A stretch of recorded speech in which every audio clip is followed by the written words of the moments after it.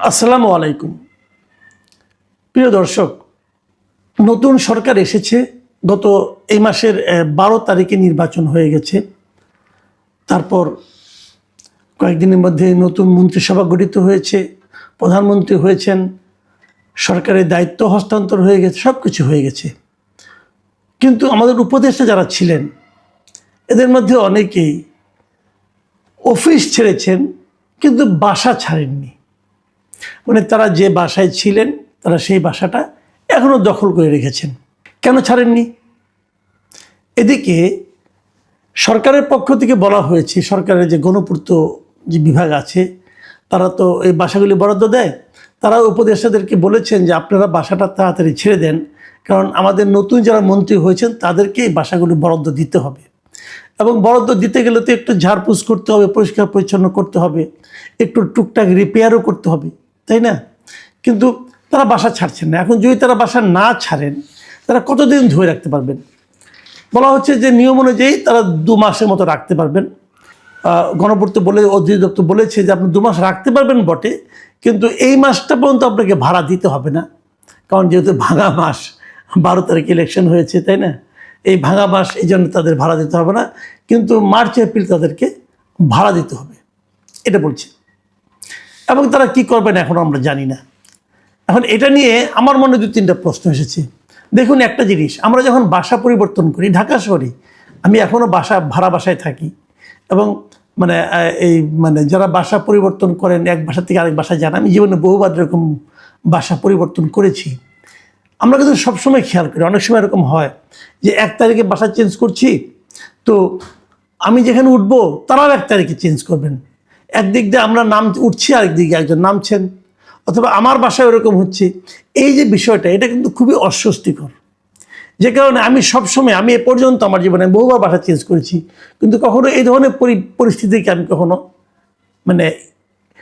করিনি, আপনার পছন্দ করিনি। আমি সবসময় এগুলোকে অ্যাভয়েড করার চেষ্টা করেছি।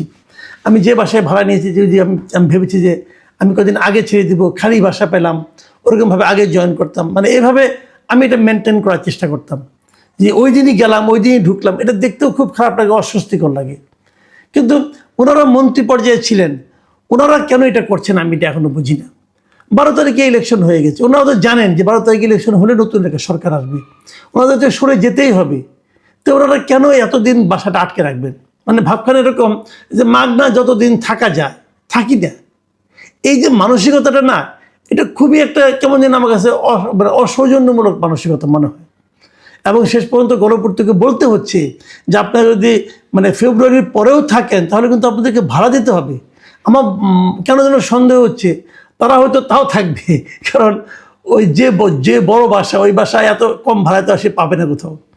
সরকারি ভাড়ার রেটটা তো অনেক কম হয়, তাই না?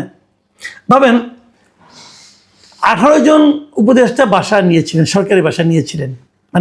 16 জন উপদেষ্টা এবং 2 জন প্রধান উপদেষ্টা ছিলেন বিশেষ সহকারী, তারাও সরকারি বাসা নিয়েছিলেন। এই 18 জনের মধ্যে 9 জন এর মধ্যে ছেড়ে দিয়েছেন, আরও 9 জন আছেন, এবং এর মধ্যে প্রধান উপদেষ্টা নিজেও আছেন। প্রধান উপদেষ্টা নিজে যমুনার বাসায়, যে বাসায় থাকতেন, তিনি সে বাসায় এখনও আছেন। তিনি নাকি 28 তারিখে যাবেন, ফেব্রুয়ারি মাস পুরোটা থেকে তারপর যাবেন। তো এটা কি কোনো, ওনার নাকি বাসা ঠিকঠাক হচ্ছে, গুলশানে ওনার বাসা আছে, ওরা নাকি ঠিকঠাক হচ্ছে, তারপরে উঠবেন ওখানে। তো ওটা আপনার ঠিকঠাক একদিন করেননি কেন? আপনি কি জানতেন না আপনাকে ফেব্রুয়ারিতে দায়িত্ব ছাড়তে হবে? আপনি একদিন ঠিকঠাক রাখেননি কেন? অথবা এই যমুনায় ওঠার আগে উনি তো এক জায়গায় থাকতেন, তো সেখানে যেয়ে উঠতেন। ওনার তো আর টাকা পয়সার অভাব নাই, তো উঠলেন না কেন? এটা হলো একটা মানসিকতার ব্যাপার। এই মানসিকতার লোকগুলো আমাদের দেশটাকে 18 মাস শাসন করেছে। 18 মাস এই মানসিকতার লোক, এরকম সংকীর্ণ মানসিকতার লোক এই দেশটাকে পরিচালনা করেছিল, দায়িত্ব ছিল এদের হাতে। বুঝেন দেশ কেমন চলেছে। এটা খুবই বিব্রতকর এবং খুবই হতাশাজনক একটা ঘটনা। কিন্তু আমি মনে করি, আমি আগেও বলেছি যে উপদেষ্টাদের ব্যাপারে, যারা উপদেষ্টা ছিলেন আমাদের এখানে, তাদের ব্যাপারে খুবই সতর্কভাবে বিচার বিবেচনা করতে হবে। যারা যাচ্ছেন তাদেরকে এই যখন বাসা ছাড়বেন, কীভাবে ছাড়বেন দেখা দরকার আমি মনে করি। এবং তারপরে ওনারা যে অফিস ছেড়েছেন, অফিসটা কীভাবে ছাড়লেন সেটাও মনে হয় দেখা দরকার। অফিসটা ছেড়েছেন, দুর্নীতি কী কী করেছেন এগুলো দেখতে হবে। ওই দিন শুনলাম যে স্বাস্থ্য উপদেষ্টা যিনি ছিলেন উনি নাকি যাওয়ার আগে আগে প্রায় 9-10 হাজার কোটি টাকার একটা কাজ কীভাবে তড়িঘড়ি করে নাকি দিয়ে গেছেন। এই ভদ্রমহিলা কিন্তু অসুস্থ, খুবই শরীরের অবস্থা খারাপ।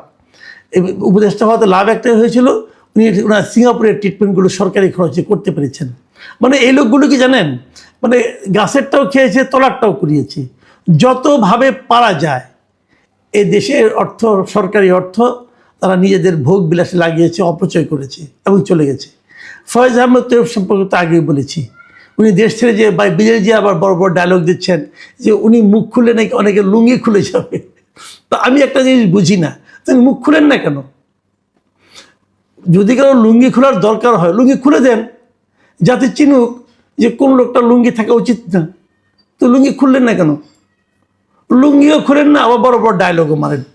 তো এগুলি তো হতে যাচ্ছে। আবার এর মধ্যে দেখলাম যে ওই প্রধান উপদেষ্টার যিনি প্রেস সেক্রেটারি শফিকুল আলম, উনি দেখলাম বড় বড় কোথা দিন একটা জায়গায় দেখলাম যে মানে ডক্টর ইউনূসের মতো এত মহান ব্যক্তি, এত জ্ঞানী ব্যক্তি নাকি উনি জীবনে দেখেন নাই। তো এই জ্ঞান দিয়া এই মহান ব্যক্তি এত উনি নাকি সারাক্ষণ কাজ করতেন, এত কাজও নাকি উনি কাউকে করতে দেখেন নাই। ভালো, এগুলি সবই ভালো, শ্রদ্ধা ভক্তি ভালোবাসা এর প্রকাশ ঘটাটা অবশ্যই ভালো। কিন্তু আমি বুঝতে পারি না যে লোকটা এত কাজ করতেন উনি দেশের জন্য করলেনটা কি এমন কাজ করলেন যেটা নিয়ে আমরা গর্ব করতে পারি, যেটা নিয়ে আমরা ভাবতে পারি যে বিশ্বের দরবারে আমরা একটা ভালো জায়গায় অবস্থান নিতে পেরেছি। কী কাজ সেটা আপনারা কেউ জানেন, কেউ বুঝতে পেরেছেন? কোন সেক্টরটা দেখেন না, একটা সেক্টর দেখেন যে সেক্টরে এই লোকগুলো ভালো কিছু করতে পেরেছে। দেখেন, আমি সবসময় বলি মানুষকে বিচার করবেন বড় কাজ দিয়ে না, ছোট ছোট কাজ দিয়ে। কারণ ছোট ছোট কাজ যখন সে করে তখন সে মনে করে এটা কেউ দেখছে না এবং সে ওটা মনের আনন্দে করে, ওইটাই তার প্রকৃত বৈশিষ্ট্য, প্রকৃত তার চেহারা। এই বড় বড় মানুষগুলো সামান্য সরকারি বাসা নিয়ে যে আচরণটা করছেন, তো বুঝতেই পারেন এটা দিয়ে বিচার করতে পারবেন আপনারা যে ওনারা আসলে বড় বড় কাজগুলি কি কোন মানসিকতা নিয়ে করেছেন, কিভাবে করেছেন।